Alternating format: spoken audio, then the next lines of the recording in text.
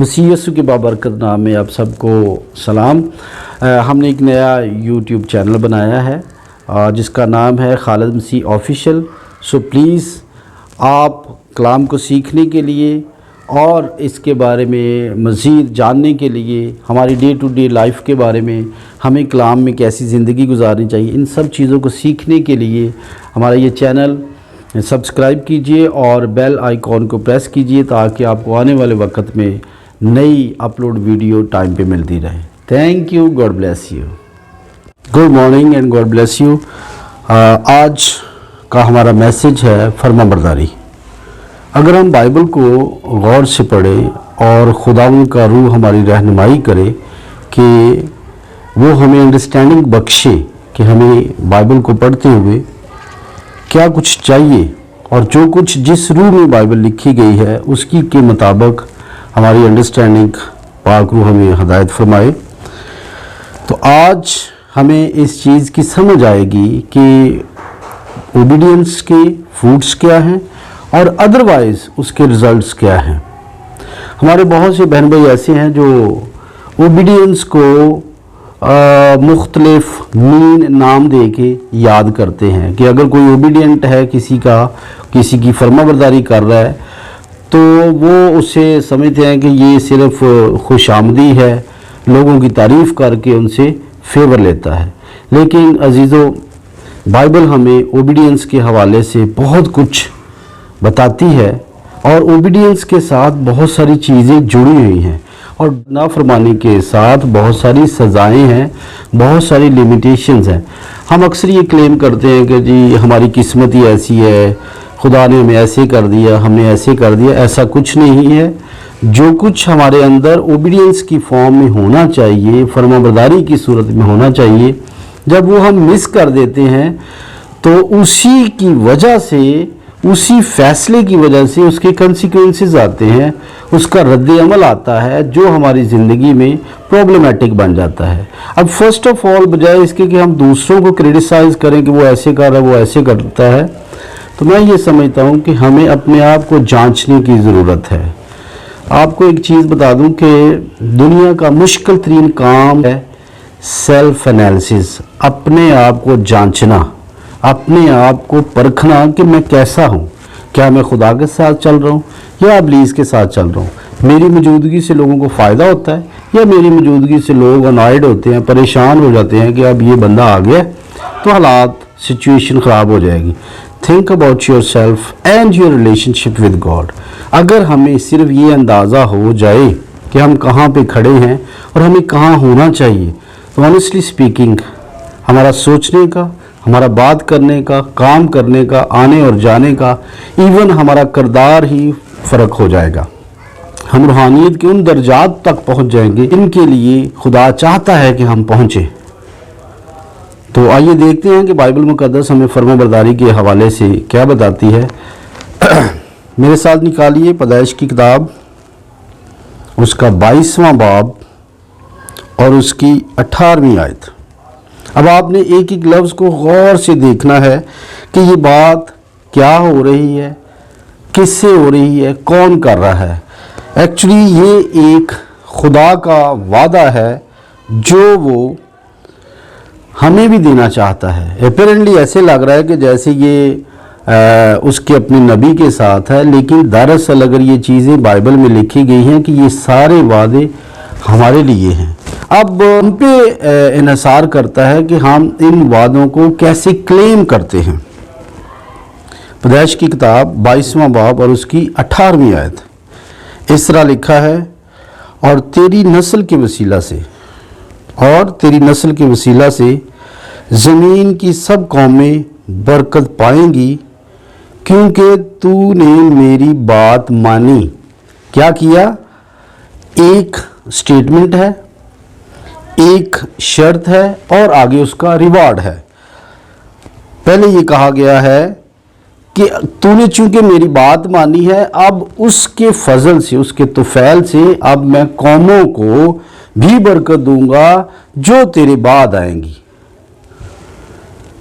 और तेरी नस्ल के वसीला से, मतलब कि तेरी नस्ल के वसीला से मैं قوموں کو بھی برکتیں بخشوں گا، یہ آپ کی برکت ہے۔ اسی طرح اگر ہم دیکھیں یسایہ نبی کا صحیفہ اور اس کا پہلا باب اور اس کی 19ویں آیت، تو آپ کو پتہ چلے گا کہ خدا کس طرح سے چاہتا ہے کہ ہم اس کے ساتھ ہر وقت جڑے رہیں۔ خدا کو ہماری رفاقت کی، شراکت کی ضرورت ہے۔ اس چیز کو دیکھنے کے لیے آپ دیکھیں، جب عدن میں آدم اور حوا نے کوئی پینٹ سوٹ تو نہیں پہنا ہوا تھا، لیکن خدا ان کے ساتھ ملتا تھا، ان کے ساتھ باتیں کرتا تھا۔ کبھی آپ اس کے فرسٹ 2 چیپٹرز کو پڑھیں تو آپ کو پتہ چلتا ہے کہ خدا ان کو بلواتا ہے، آدم کو، اور ساری جانور جو ہیں عدن کے اندر ان کو ان کے سامنے پیش کرتا ہے، اور وہ ان سے کہتا ہے کہ ان کے نام رکھے، اور ان کے نام رکھتا ہے۔ اور جو ہی اوبیڈینس ہو جاتی ہے، ڈس اوبیڈینس ہو جاتی ہے، تو وہ ان کو نکال دیتا ہے۔ اتنی قربت میں رکھنے کے بعد وہ ان کو 1 سیکنڈ میں، ڈس اوبیڈینس کے کنسیکوینسز یہ ہیں کہ اس کو فوراً ہی وہاں سے نکال دیتا ہے، اور وہ راستہ جو ابدی، حیات ابدی کا درخت ہے، اس کے راستے کو بین کر دیتا ہے کہ کہیں بھی یہ اس کو اپروچ نہ کریں۔ آپ نے دیکھا ہے کہ شعلہ زن تلوار اور فرشتوں کی نگہبانی بھی اس کو بند کر دیتا ہے۔ اب یسایہ کا میں کہہ رہا تھا، یسایہ پہلا باب ہے اور اس کی 19ویں آیت، اگر تم راضی اور فرما بردار ہو تو زمین کے اچھے اچھے پھل کھاؤ گے۔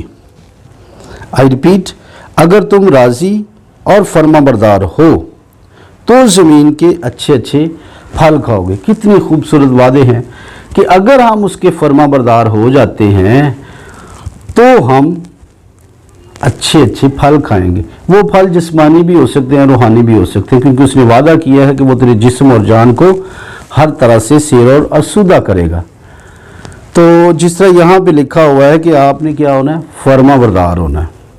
اب فرما برداری کے حوالے سے اگر ہم دیکھیں رومیوں کے نام پولس رسول کا خط اور اس کا 13واں باب، تو آپ حیران رہ جائیں گے کہ خدا نے ہمارا کوئی پہلو زندگی کا ایسا نہیں چھوڑا جس کے بارے میں اس نے کوئی وعدہ نہ کیا ہو۔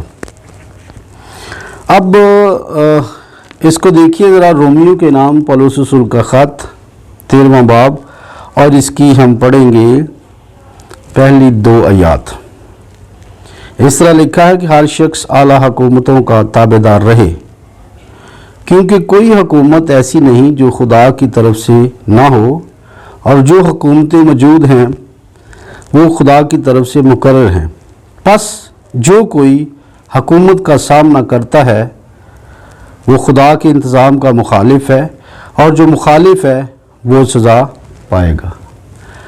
اب بڑی واضح بات لکھی ہوئی ہے کہ ہمارا سینئر، ہمارا باس، وہ سپروائزر ہے، وہ مینیجر ہے، وہ کوئی بھی آپ کا سینئر ہے، وہ آپ کے گھر میں سینئر ہے، ایج میں بڑا ہے، رشتے میں بڑا ہے، تو آپ کو بڑی احتیاط سے ہمیشہ اس کی عزت کرنی ہے، فرما برداری کرنی ہے، اور آپ وہ برکتیں پائیں گے جن کے وسیلہ سے آپ کی جسمانی اور روحانی ترقی ہوگی۔ جسمانی طور پہ میں آپ کو ایک چیز بتا دوں کہ آپ کے منہ سے نکلے ہوئے الفاظ they don't go anywhere، وہ کہیں جاتے نہیں ہیں بلکہ وہ آپ کی شخصیت کو بناتے ہیں، اور یہ ڈیپینڈ کرتا ہے کہ آپ نے کیسے الفاظ کا چناؤ کیا ہے۔ اگر تو اچھے اور خوبصورت لفظ بولے ہیں تو وہ آپ کے لیے اچھے رزلٹس لے کے آئیں گے، لیکن ادروائز آپ کے لیے برے رزلٹس لے کے آئیں گے۔ اب کچھ لوگ یہ کمپلین کرتے ہیں کہ میری قسمت ایسی خراب تھی، میرے حالات ایسے خراب ہو گئے، میرا باس بڑا خراب تھا، میرے دوستوں نے میرا ساتھ نہیں دیا۔ دراصل ہمارا نہ تو کوئی دشمن ہے اور نہ ہماری کوئی قسمت بگاڑنے والا ہے، یہ ہماری تھاٹس اور آئیڈیاز ہوتے ہیں جو ہمیں کرنے ہوتے ہیں اپنی سلیکشن کے مطابق۔ اگر ہم نے اچھا سلیکٹ کیا، اچھے الفاظ دوسروں کے لیے چنے، تو ہم اچھی اور خوش قسمتی کو انوائٹ کرتے ہیں، لیکن اگر ہم نے बुरे अल्फाज का चुनाव किया तो यकीन जाने कि वो लफ्ज़ जो आपने चुने हैं वो आपके लिए रिजल्ट्स लेके आएंगे। जब जर्मनी को दो हिस्सों में डिवाइड किया गया तो जर्मनी के एक पार्ट ने, एक मुल्क ने दूसरे मुल्क के ऊपर अपने मुल्क का पूरा कचरा इकट्ठा करके तो बाउंड्री के बॉर्डर के बाहर फेंक दिया। अब उनका जो प्राइम मिनिस्टर था वो बड़ा समझदार था। उसने अपनी आवाम को ये हुक्म दिया कि आप ऐसा करो कि सारे मुल्क के बेस्ट फ्लावर्स, अच्छे अच्छे फूल, खुशबूदार, उनके बुके बना के तो आप नेक्स्ट हमारा जो हमसाया है उसकी बाउंड्री की तरफ आप निछावर करो। अब उसका रिजल्ट्स क्या निकला? अब जब ये पूरी दुनिया को पता चला कि इन्होंने गार्बेज फेंका और उन्होंने फूल फेंके तो रिजल्ट क्या निकला? उनका इमेज बड़ा खूबसूरत हो गया कि ये जर्मन अपने हमसायों को वो चीज़ देती है जो बेस्ट है और दूसरे वाले वो चीज़ देते हैं जो वर्स्ट है। अब इसका पूरी दुनिया ने उसको सपोर्ट किया कि you are on the right track, आप ब्लेस्ड लोग हो, आपने वो काम किया जो खुदावंद यीशु मसीह की तालीम थी कि तो अपने दुश्मन से मोहब्बत रख और अपने सताने वालों के लिए दुआ कर। उन्होंने उसको फॉलो किया। उन्होंने डेवल के डिज़ाइन को, डेवल इंतकामी कार्रवाई करता है, डेवल चोरी करता है, स्नैच करता है। अब जब उन्होंने उसको फॉलो किया तो उसका रिवार्ड पूरी दुनिया की तरफ से मिला।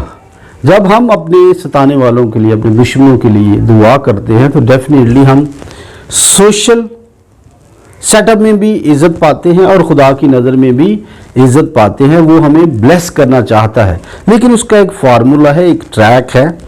वो जो हुक्म उसने हमें इस बाइबल में दिए हुए हैं, हमें उन वादों को ढूंढना है और अपने आप को एनालिसिस करना है कि इन वादों के मुताबिक हम कहाँ पे हैं।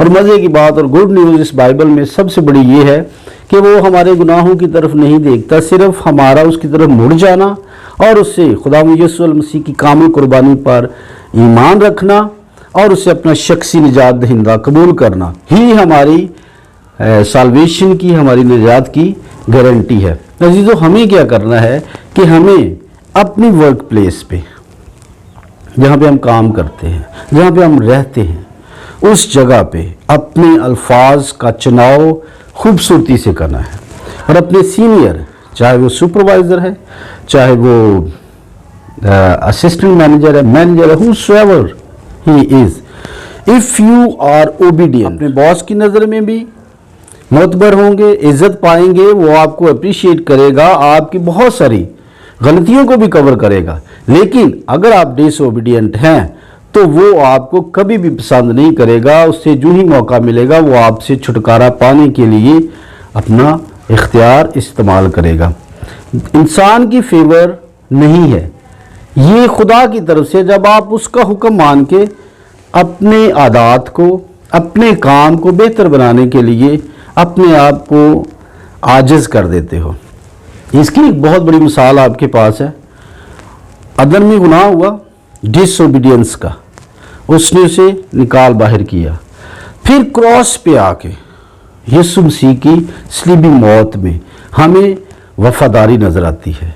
उस वफादारी ने, अब देखें पौलुस रसूल ने कितनी खूबसूरत बात की है कि वो इस हद तक वफादार रहा कि मौत, बल्कि सलीबी मौत गवारा की। अब जब फर्मा बरदारी इस हद तक कर ली तो वो नाफरमानी वाला गुनाह मिट गया। वो दरवाज़ा जो बंद किया गया था नाफरमानी के गुनाह की वजह से, वो फर्मा बरदारी की सूरत में खुल गया। अब जब हम सलीबी कलमात पढ़ते हैं तो आपने देखा वो कितनी खूबसूरती से लिखा गया है कि हैकल का पर्दा ऊपर से नीचे तक फट गया। मतलब इंतज़ाम निजात का सिर्फ खुदा की तरफ से हुआ और वो जो नाफरमानी थी वो फर्मा बरदारी ने रिप्लेस की। आज हम अगर निजात याफ्ता हैं सिर्फ और सिर्फ इसलिए कि हम खुदावंद यीशु मसीह की कुर्बानी और उसको अपना शख्सी निजात दहिंदा कबूल करने की वजह से, अपनी इबादतों, रियाजतों और सखावतों की वजह से नहीं, सिर्फ और सिर्फ यीशु को अपना शख्सी निजात दहिंदा कबूल करने और उसके इस कामल कुर्बानी की वजह से।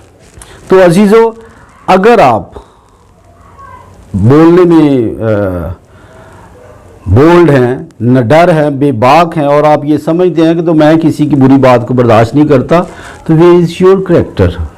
اگر آپ برداشت نہیں کرتے تو پھر آپ کا کردار کہاں ہے؟ مزہ تو تب ہے کہ آپ اس سچویشن کو سمجھیں اور خاموشی اختیار کریں۔ جب ہم خاموش رہتے ہیں نا، خود ایکشن نہیں لیتے، تو اس کا مطلب ہے کہ ہم اپنے خدا پہ مکمل بھروسہ رکھتے ہیں، اور وہی ہماری ساری سوچوں، خیالوں، ارادوں اور ہماری سچویشن کو سنبھالتا ہے۔ لیکن جب ہم بول پڑتے ہیں، ریئیکٹ کرتے ہیں، that means we are taking the role of God. To judge other is not our responsibility. It is the job of our God. So, what you are to do, ہمیں کرنا کیا ہے؟ ہمیں صرف اور صرف یہ کرنا ہے کہ اپنے سینئرز کا، اپنے بڑوں کا، وہ گھر میں ہے، وہ آپ کی ورک پلیس پہ ہے، وہ گلی میں چل رہے ہیں، وہ آپ کا ہمسایہ ہے، آپ کسی ٹرانسپورٹ پہ ہو، بس میں ہو، ٹرین پہ ہو، ہوائی جہاز پہ ہو، wherever you are to behave like an obedient person and true follower of Jesus Christ. خدا آپ سب کو اس کلام کے وسیلہ سے برکت دے، آمین۔